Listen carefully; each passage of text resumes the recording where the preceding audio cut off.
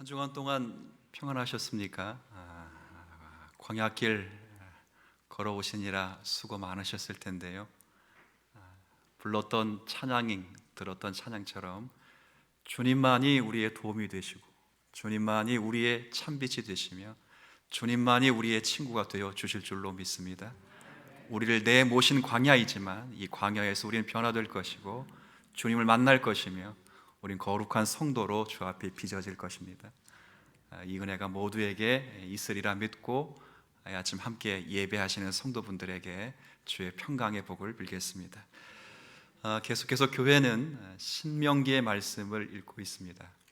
요즘 저희들이 배우고 있는 부분은 이스라엘 백성들이 가나안 땅을 얻게 된 것이 저들의 선한 행실에 대한 보상이 아니라 하는 것을 확인하고 있습니다.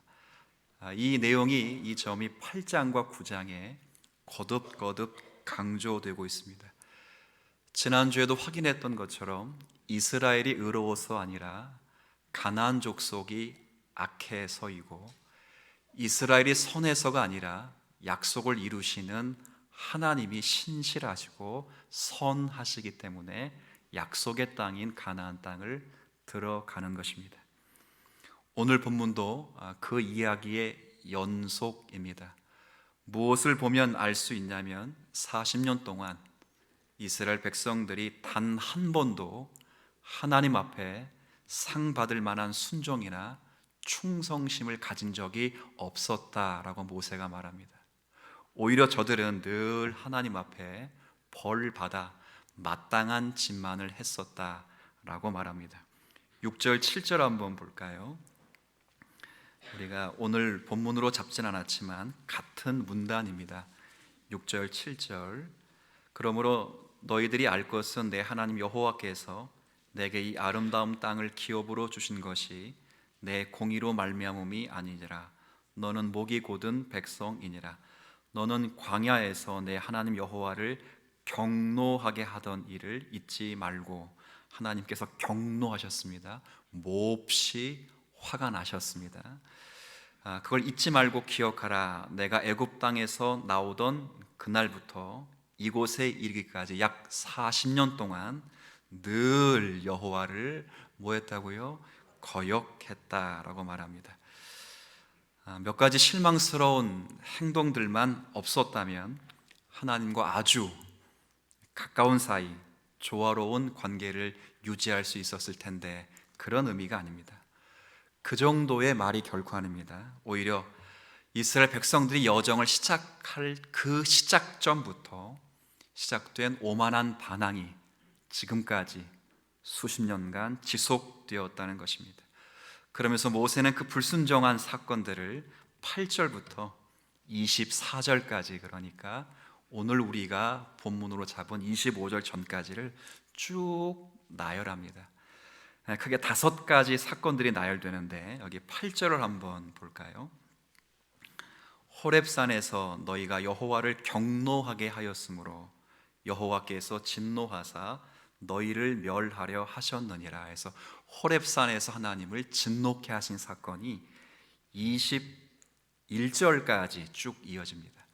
이 사건이 뭐길래 이렇게 크게 부담스럽게 자세하게 설명되는가? 그 핵심을 보시려면 16절을 보시면 되겠습니다. 16절. 내가 본즉 너희가 너희 하나님 여호와께 범죄하여 자기를 위하여 송아지를 부어 만들어서 여호와께서 명령하신 돌을 빨리 떠났기로. 호렙산에서 어떤 일이 있었는가를 가늠할 수 있는 그런 내용이죠. 금송아지로 우상을 만들었던 그 사건입니다. 하나님께서 모세를 통해서 십계명과 율법을 수여해 주시는 그 은혜로운 자리에서 이스라엘 백성들은 우상 숭배라고 하는 정말 큰 범죄를 저질렀던 사건을 말합니다. 성경을 읽으면서 이럴 수도 있구나, 그런 생각을 하는 것입니다. 십계명을 반포하셨습니다. 그리고 반포된 십계명을 기록의 형태로 남겨주십니다. 반포하셨을 뿐 아니라 기록의 형태로 남겨주신다는 것은 그 언약과 계명이 영원하다는 것을 알리시기 위함입니다. 그러나 그렇게 반포된 십계명이 기록의 형태로 남겨지는 그 시점에 이미도 십계명을 들었던 이스라엘 백성들은 그 시내산 밑에서 송아지로 우상을 만들어서 하나님이라라고 우상 숭배를 하는 것입니다.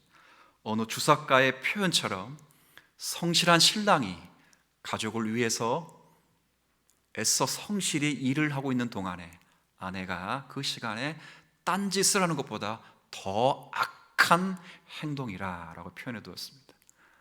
일면 동의됩니다. 그런 죄악입니다.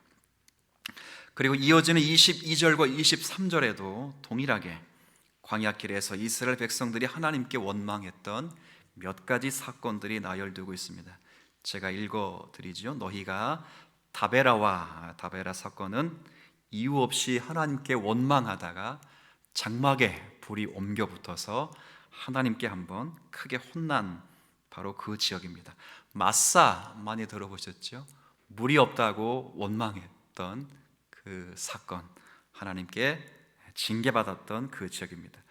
기브롯 핫다와에서도 범죄를 했는데 바로 이것은 만나가 너무 지루해서 만나만 매일 먹으니까 좀 자극적인 음식이 필요하겠다 싶어서 오이, 참외, 후추, 마늘 플러스 고기, 자극적인 신앙인들이 여기에 속하는 거예요.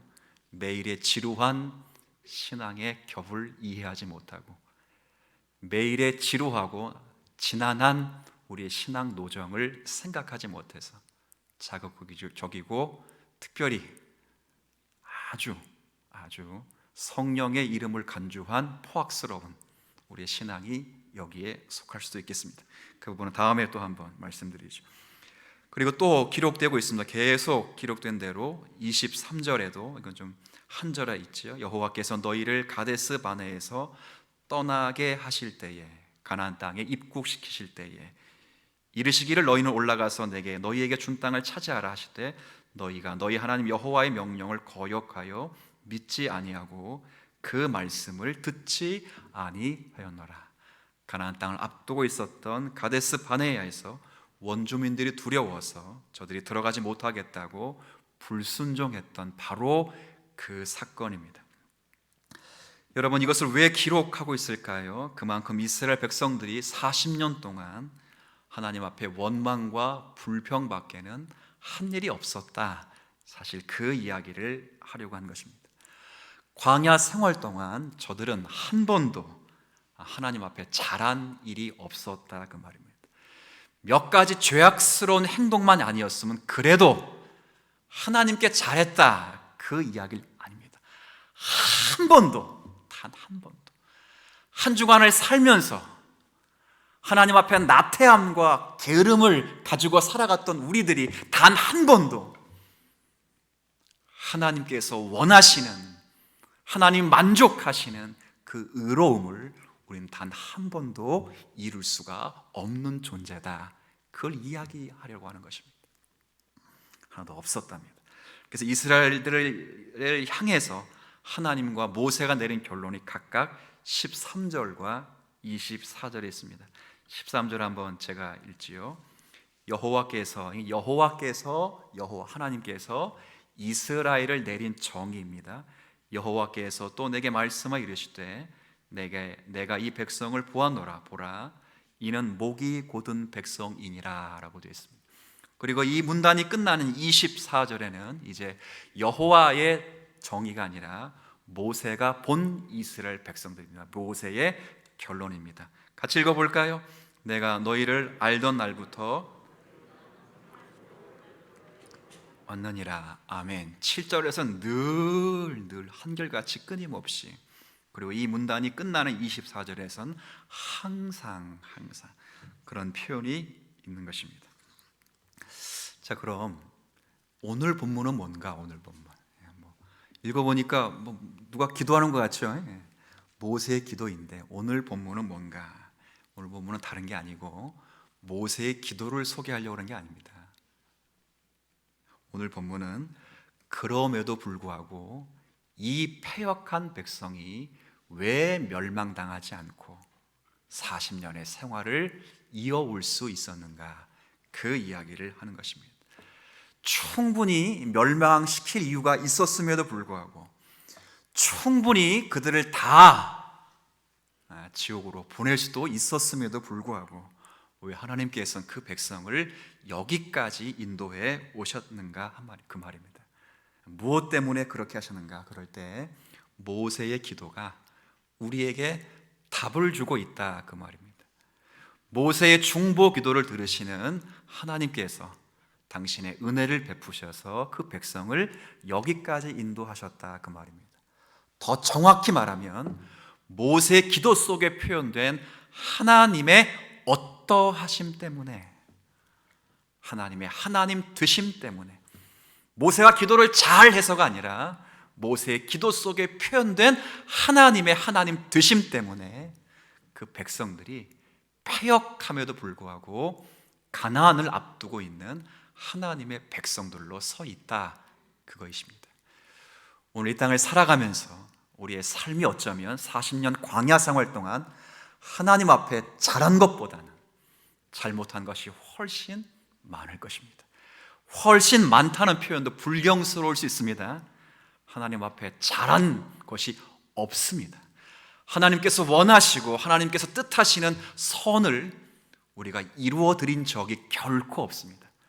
그럼에도 불구하고 하나님 왜 오늘 우리로 하여금 예배를 드릴 수 있도록 허락하시고, 우리의 예배 가운데 임재하셔서 우리의 예배를 성령 가운데 기쁘게 받으시고, 우리의 마음을 주의 언약과 주의 말씀으로 오늘도 우리에게 감화시켜 주시는가, 그럴 때 오늘 모세의 기도 속에 표현된 하나님의, 한번 따라해 볼까요? 하나님 되심, 하나님의 하나님 되심 때문에 오늘 저와 여러분이 여기에 있는 것입니다. 첫 번째, 제가 두 가지만 말씀드리려고 합니다. 하나는 우리가 주님의 백성이기 때문입니다. 이스라엘 백성들이 하나님의 백성이기 때문입니다. 패역한 이스라엘 위해 중보기도 가운데 가장 먼저 모세는 이스라엘이 하나님의 백성이라는 사실을 강조했습니다. 26절 한번 볼까요? 자, 여러분 26절 한번 같이 읽어주시겠어요? 시작. 여호와께서 주께서 큰 위엄으로 속량하시고 강한 손으로 애굽에서 인도하여 내신 주의 백성 곧 주의 기업을 멸하지 마옵소서. 아멘. 왜 멸하면 안 됩니까? 왜? 하나님께서 큰 위엄으로, 하나님께서 강한 손으로 저들을 인도해 내셨기 때문이 아니라, 더 중요한, 내신 주님의 백성이기 때문입니다. 왜 하나님께서 큰 위엄을 바라셨는가? 왜 하나님께서 큰 강하고 두려운 손으로 그 백성을 그들을 인도해 내셨는가? 저들이 하나님의 주님의 백성이요 자녀이기 때문이다, 그 말입니다. 그러니 결코 그들을 버려서는 안 됩니다. 하나님의 하나님 되심 때문입니다. 마치 이것은 제가 볼 때 부모와 자식 간의 관계와도 같다는 생각이 듭니다. 부모와 자식 간의 관계는 어떠한 경우에 있어서도 결코 분리될 수 없다 하는 겁니다. 부모에게서 자녀는 기쁨이요 희망이요 때로는 자랑이기도 합니다. 자녀를 바라보는 것만으로도 행복합니다. 그렇습니다. 자녀는 어떤 고통보다 더 큰 값을 주고 산 것이기 때문에, 얻은 선물이기 때문에 제대로 된 부모라면, 요즘 너무 제대로 되지 않은 부모들이 매스컴에 나와서, 제대로 된 부모라면 절대 자녀를 포기할 수 없는 것입니다. 지금 모세의 생각에는 하나님이 지금 그렇다는 거예요. 하나님께서 이스라엘을 구속했다면, 아무리 이스라엘이 잘못했다 할지라도 하나님은 결코 그 백성을 버릴 수 없다는 겁니다. 왜? 그만큼 사랑하셨기 때문이라는 거예요. 제가 예전에 설교할 때 이 찬양을 좀 개사하면 좋겠다라는 찬양이 있었습니다. 어떤 찬양이냐면 당신은 사랑받기 위해 태어난 사람이라는 찬양입니다. 그 찬양은 쭉 듣다가 제가 이 찬양이 만들어진 배경, 만들어진 요절을 설명하는 내용을 듣다가 이 찬양은 마치 사랑을 받으려고 몸부림치는 찬양 같다라는 생각이 문득 들었습니다. 왜 그러냐면 그 찬양을 만들어진 배경 요절이 요한복음 3장 16절입니다. 그 내용이 어떻죠? 내용 9절에 뭐라고 되어 있습니까? 하나님이 세상을 이처럼 사랑하사입니다. 하나님이 이와 같이 세상을 사랑했습니다. 얼마나 하나님이 세상을 사랑했느냐? 독생자를 주실 만큼 사랑했습니다. 근데 이 세상이 뭡니까? 하나님이 독생자를 주실 만큼 사랑했던 이 세상이 뭐예요? 눈에 보이는 세상, 우리가 물질로 만져지는 이 세상이 아닙니다. 성경은 성경이 풉니다. 요한복음 안에는 이 세상이 무엇인지를 잘 설명합니다. 요한복음 1장 29절에는 예수님께서 세례 요한에게 세례를 받으러 찾아오실 때 요한이 뭐라 그러죠? 세상 죄를 지고 가는 하나님의 어린 양이라고 말합니다. 요한복음 17장에는 예수님께서 마지막 대제사장 중재의 기도를 들으실 때 세상 사람들 중에서 나에게 허락하신 사람들이라고 표현합니다. 계속 말씀하십니다. 이 세상은 물질적인 세상이 아니라 하나님께서 그리스도 예수 안에서 선택하신 하나님의 백성들을 말합니다. 이 백성을 이와 같이 사랑하셨을 때 누구를 주실 만큼? 독생자를 주실 만큼 사랑했어요. 그 다음에 뭡니까? 이는 저를 믿는 자마다 멸망치 않고 영생을 얻게 하려 하심이라. 여기에 믿음이 나옵니다. 앞에는 뭐가 나왔죠? 사랑이 나오죠. 사랑보다, 믿음보다 더 앞선 것이 사랑입니다. 사랑. 믿었기 때문에 하나님이 사랑해 주신 것이 아니라 사랑해 주셨기 때문에 믿게 된 것입니다. 이해되시죠? 사랑받기 위해서 태어난 사람이 아니라 사랑받아 태어난 사람입니다. 그리고 그 사랑 안에서 지금 우리가 자라나고 있는 것입니다. 지금 모세가 생각하는 것이 그겁니다. 아무리 이스라엘 백성들이 하나님의 말씀 앞에 범죄했을지라도 저들을 징계하실지언정 저들을 멸하시지 않는 이유는 저들을 사랑하셨고 하나님의 백성 삼아주신 주님의 자녀이기 때문에 그렇습니다. 본문에 보니까요, 하나님이 이스라엘 백성들을 위해서 큰 위엄과 강한 손을 보이셨다라고 표현했습니다. 이스라엘은 하나님의 그런 위엄과 강한 손을 체험받은 백성입니다. 하나님은 이스라엘 백성들이 애굽에서 압제 가운데 아래에 있을 때 부르짖는 기도의 소리를 들으셨습니다. 이스라엘 백성들이 고통스럽게 기도하는 그 울부짖는 소리가 마치 벌레처럼 꿈틀거리는 소리가 되어서 하나님의 귀를 파고들었고요, 하나님의 심장을 물어뜯었습니다. 하나님이 그 고통스러운 기도를 들으시고 정말로 하나님의 큰 능력과 위엄과 강한 손을 펼치셔서 하나님의 백성들을 애굽에서 기적같이 건져온 것 아닙니까? 10가지 재앙을 애굽에 내려주셔서 애굽의 모든 신들을 전부 무력화시켰습니다.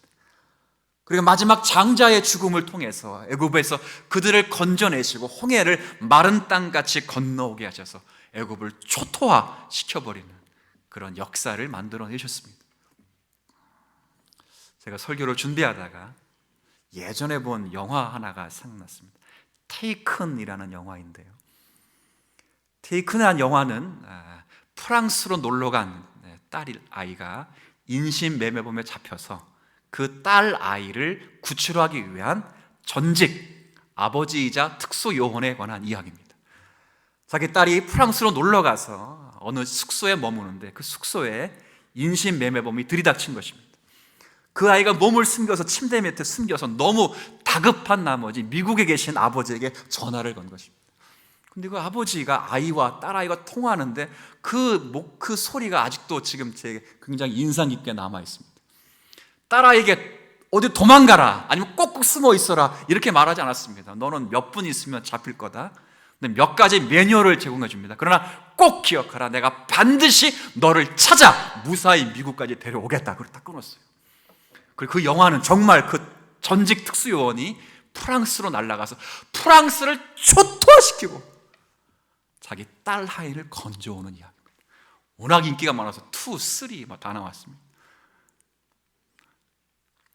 하나님이 그와 같이 하나님 자기 백성을 사랑하셔서 그 백성을 건지시기 위해서 애굽의 모든 신들을 다 꺾으시고, 그리고 애굽을 초토화시켜서 그 백성을 건져내 오신 것입니다. 그러니 모세 입장에서는 그런 하나님이시니 결코 자기 백성을 버리실 수 없다는 것을 안 것입니다. 우리도 마찬가지입니다. 우리도 하나님 앞에서 범죄하고 쓰러지고 넘어질진정 하나님께서 우리를 버리지 아니하고, 우리의 실패에도 불구하고 오늘 이 자리에 우리의 예배를 받으시는 것은 하나님께서 정말 우리를 사랑하셔서 그의 백성을 삼아주셨을 뿐 아니라 우리를 그 백성 삼아주시기 위해서 우리에게 큰 위엄과 강한 손을 펼쳐주셨기 때문입니다. 뭡니까? 하나님의 가장 큰 영광이요, 하나님의 가장 큰 자랑이요, 하나님의 전부인, 하나님의 상급인, 유일한 상급이신 예수 그리스도를 우리에게 보내주시고 우리의 죄를 담당하시기 위하여 그를 십자가에 희생시키시고 그 십자가의 피를 근거로 하여 우리를 죄와 사망에서 건지시고 하나님의 자녀 삼아 주셨기 때문에 우리를 결코 버리실 수 없는 것입니다. 얼마나 감사합니까? 그리고 그분을 우리의 구세주로 삼아 주셨습니다. 그냥 구세주가 아닙니다. 온전하신 구세주입니다. 그리스도께서는 우리의 죄를 처리하셨을 뿐 아니라 죄만 처리하신 것이 아니라 죄의 권세조차도 모두가 떼트려 주셨습니다. 우리의 죄만 용서된 것이 아니라 죄에 허우적거리는 우리의 마음과 육체의 모든 권세를 다 꺾고 우리를 주님의 자녀로서 담대히 하나님 보좌 앞에 나아갈 수 있는 마음의 심령을 만들어 주셨습니다. 얼마나 감사한 것입니까? 감사합니까? 성경에 뭐라고 되어 있습니까? 우리를 우리 주 그리스도 예수 안에 있는 하나님의 사랑에서 끊을 수 없다, 그 말이 없다. 제가 이 말씀으로 여러분의 권면 하나를 좀 드리려고 합니다. 신앙생활 하다 보니까 하나님이 나를 버리셨다고 생각하는 분이 종종 계십니다. 근데 제가 잘 보니까 하나님이 그를 버린 게 아니라 사람이 그를 버린 겁니다. 사람이 그를 버린 것 뿐인데 생각하기에는 너무 상심이 돼서 하나님이 자신을 버렸다고 생각하는 경우가 많습니다. 분명히 제가 말씀드리지만 사람과 하나님은 분리시켜야 합니다. 사람에게 버림당한다 할지라도 하나님께 버림당하지는 않습니다. 속지 마셔야 합니다. 그건 사람이 우리를 버린 것이지 하나님이 우리를 버린 것은 아닙니다. 하나님은 결코 우리를 버리지 않습니다. 제가 조금 전에도 말씀드렸듯이 우리를 우리 주 그리스도 예수 안에 있는 하나님의 사랑에서 끊을 수 없다고 분명히 했습니다. 우리는 때때로 우리에게 벌어지는 사건이나 상황 속에서 하나님이 나를 버렸다고 얘기할 수 있는데 결코 그렇지 않습니다. 그런 관점에선 그런 어려운 상황들을 당할 때 제가 그런 분들에게 부탁드리고 싶은 것은 그 어려운 상황만 보지 마시고 하나님의 성품을 보실 수 있는 은혜가 있게 되기를 축원드리겠습니다. 어려운 상황 속에서도요, 상황을 보면 답이 없습니다. 그러나 모세처럼 하나님의 하나님 되심, 하나님의 성품과 하나님의 속성을 바라보면 이길 수 있습니다. 그러면 그 모든 어려움은 뭐가 되냐면 하나님께 더 기도하도록 밀어붙이는 그건 연료와 기름밖에 안 되는 겁니다. 어려운 상황, 풀 수 없는 답답한, 사람들로부터 버림받은 것 같은 이 상황은 사실은 하나님의 속성을 붙잡는 기름입니다. 기름. 근데 문제는 자꾸 그 기름에 함몰되는 거예요. 기름 속에 빠지면 다 죽어요. 다 죽어. 파리가 설탕물이 너무 좋다고 설탕물 안에 쑥 들어가면 그 파리 어떻게 되죠? 죽는 거예요. 죽는 거예요. 함몰되시면 안 돼요. 그때 정신을 번쩍 차리고 하나님을 바라보셔요. 그러면 모든 상황들은 연료가 돼가지고 더 훨훨 타오르게 하나님 앞에 기도하는 불쏘시개가 될 줄로 믿습니다. 우리 하나님이 결코 버리지 않는 자녀의 자녀. 그런 당당함이 좀 있으면 좋겠어요. 두 번째로 이 기도에 왜 하나님께서 끊임없이 실패하는 백성들임에도 불구하고 하나님이 저들을 인도하셨는가 그럴 때 하나님은 언약에 신실하시기 때문이다 라고 표현해 두었습니다. 그 약속의 내용이 27절에 이렇게 기록되어 있습니다. 함께 읽도록 하지요. 주의 종 아브라함과 생각하사 이 백성의 완악함과 악과 죄를 보지 마옵소서. 아브라함과 이삭과 야곱을 생각했다. 저들에게 약속하신 것을 생각했다 그 말이잖아요. 무슨 약속을 하셨을까요? 가깝게는 가나안 땅을 들여보내주겠다고 약속했습니다. 그러나 우리가 성경을 정직히 읽으면 가나안 땅의 약속은 사실은 그건 예표적 성격이요 가리키는 성격입니다. 그건 교보제 같은 것입니다. 이 약속은 사실은 너와 너의 후손의 하나님이 되겠다라고 하신 약속의 하나의 표인 것입니다. 하나님이 아브라함과 이삭과 야곱에게 약속하신 것은 내가 너희와 너희의 자손에게 하나님이 되어 주실 것이다 하는 겁니다. 지금 모세가 하고 싶은 이야기가 그겁니다. 지금 40년 광야 생활을 봐도 이스라엘 백성들은 하나님 앞에 잘한 게 하나도 없습니다. 저들은 분명히 멸망당해야 마찬가지 맞습니다. 그러나 저들을 멸망시키지 않고 가나안 땅에 하나님이 집어넣어 주신 것은 바로 하나님의 신실하신 약속이 있기 때문입니다. 맞습니다. 하나님은요 약속하시는 하나님이 되십니다. 생각을 한번 해보세요. 조상들에게 약속하신 하나님은 반드시 자손들에게 그 약속을 갚으셨습니다. 예를 하나 들어보겠습니다. 하나님이 다윗에게 약속하셨어요. 무슨 약속을 하셨냐면 왕계가 반드시 이어지게 하겠다고 약속하셨습니다. 그 약속은 후손들에게 정확하게 이어졌습니다. 그리스도 예수까지 이어졌습니다.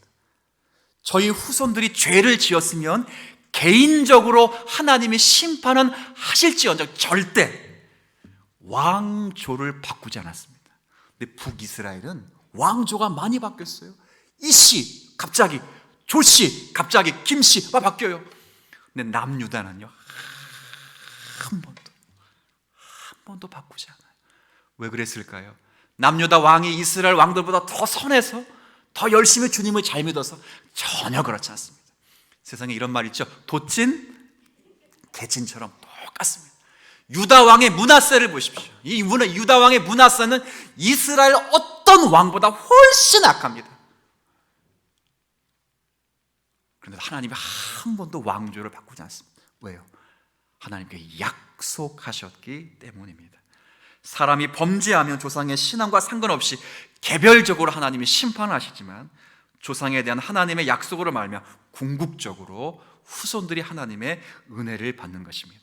조상이 잘했기 때문이 아니라 은혜 가운데 조상에게 세우신 하나님의 약속 때문입니다.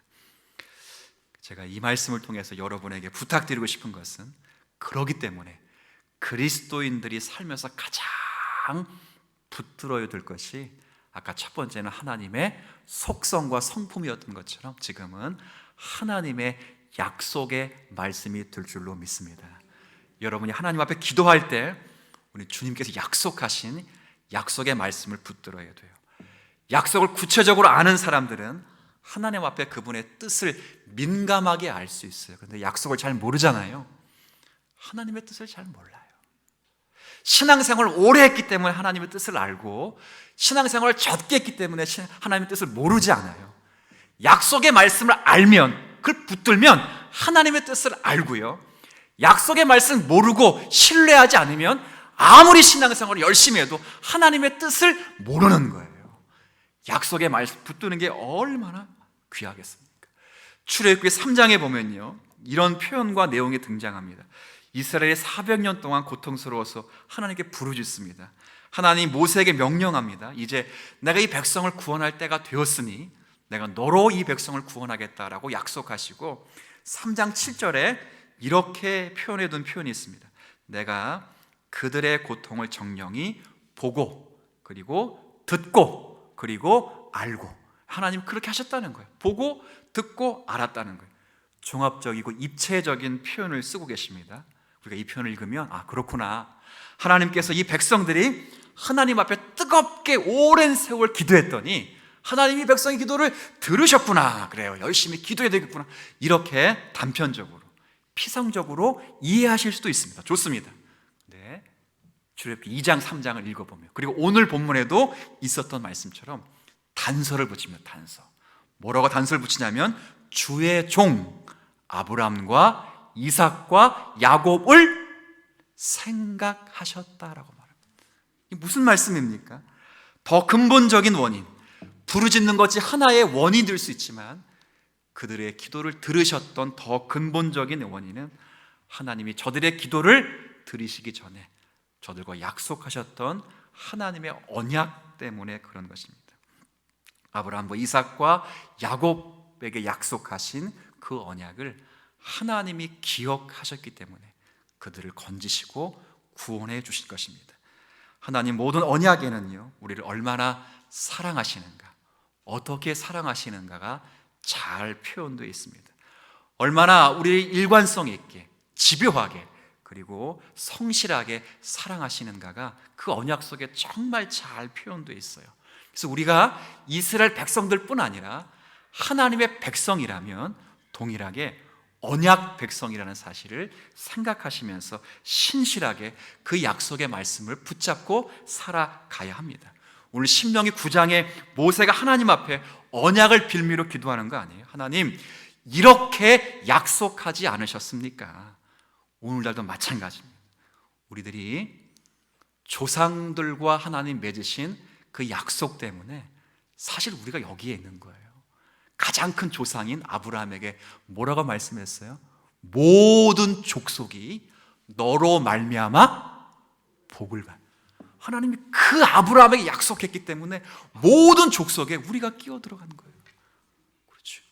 그리고 가깝게는 우리 신앙의 선배들에게 약속하시는 거예요. 어떤 약속을 했을까요?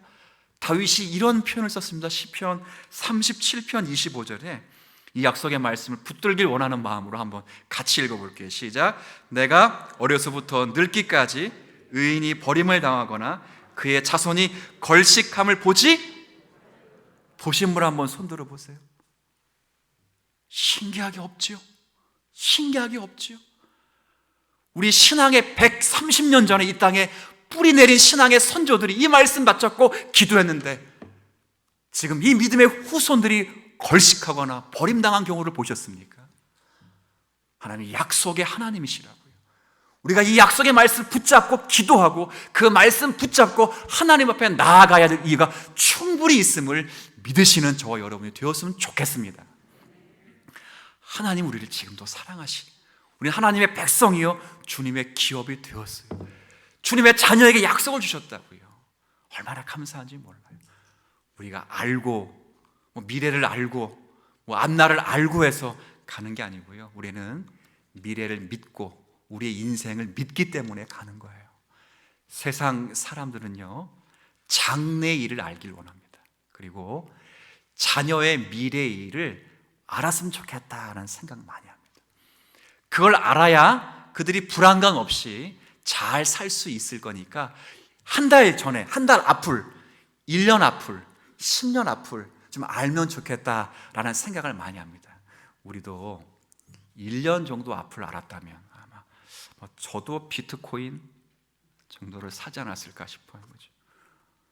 몰라요. 아브라함이 우리에게 하나님 아브라함에 나타나셔가지고 막 말씀하셨던 것처럼 하나님 나타나셔서 우리에게 미래의 일을 자세히 알려주면 얼마나 좋을까. 근데 한번 생각해 보세요. 하나님이 우리에게 미래의 모든 일들을 다 소상하게 자세히 말씀해 주셨다면 그게 과연 우리에게 복이 될 것인가? 아브라함에 나타나서 하나님이 약속만 아니라 모든 장래일을 다 이야기했다고 한번 생각해 보세요. 네가 앞으로 100세가 돼서야 아들을 하나 낳을 건데 그 아들을 낳을 때 죽도록 구속할 것이 죽도록 진짜. 그 달랑 언약의 아들 하나 낳는데 이 아들놈도 아들이 없어가지고 죽도록 고생한다. 죽도록. 그러다가 뒤늦게 아들을 낳는데 마침 쌍둥이인데 얼마나 감사는커녕 뱃속에서부터 둘이 싸우는데 한 놈은 사기칠 생각만 하고 한 놈은 약속의 복과는 전혀 관계없, 성질이 너무 급해가지고 동생을 죽이려고 해가지고 동생이 도망을 갔다. 도망가서 삼촌에게 14년 동안 농락을 당하는데 막 거반 죽을 정도로. 그러다 우여곡절 끝에 애들도 수없이 많이 나는데 그 아들이 서로 싸우다가 요셉이라는 자가 그냥 노예로 끌려가고 니네 후손들도 430년 동안 노예 생활을 할 거다. 자, 그러면 아브라함이 믿음의 길을 간다 안 간다? 안 가는 거예요. 세상 사람들과 믿는 사람의 차이가 뭡니까? 세상 사람들은요, 자기 인생을 자신이 책임져야 되고 자기 인생을 자신이 결정해야 되기 때문에 미래를 알길 원해요. 하지만 믿는 사람들은요, 미래를 아는 것을 그런 게 아니라 미래를 믿기 때문에 우리가 가는 겁니다. 우리를 구원하시고 우리를 창조하시고 우리 가운데 역사하신 하나님이 신실하시고 그분이 나를 선한 주의 자녀와 백성으로 삼으시고 우리에게 약속하신 약속을 지금도 성령 하나님이 보증이 되어서 우리에게 이루어 주시는 하나님이 내 아버지이시기 때문에 우리는 알고 가는 게 아니라 믿기 때문에 가는 것입니다. 이 믿음이 있으셔야 돼요. 이 믿음을 가지고 여러분의 나태함과 게으름을 막 깨부셔야 돼요. 그리고 정말 말씀을 근거로 해서 하나님의 자녀로 살아드려야 돼요. 그렇게 몸부림칠 때 하나님이 기쁨의 자녀로 우리를 삼아주시고 우리에게 허락하신 복이, 언약이 자녀 손들에게 증거될 수 있도록 역사하실 줄로 믿습니다.